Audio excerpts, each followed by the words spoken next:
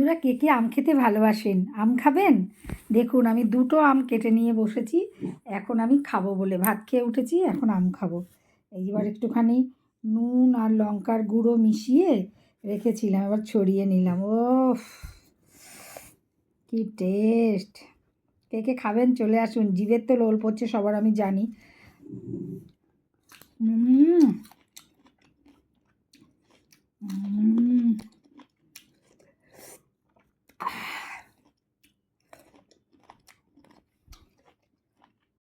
সব আমগুলো আমি একাই খাবো। খাবেন কেউ? খেলে চলে আসুন।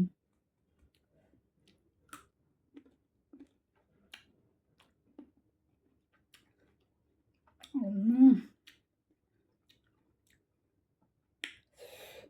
লঙ্কার গুঁড়োটা অল্প হয়ে গেছে, আর একটু হলে ভালো হতো। স্বাদের ভাগ হয় না।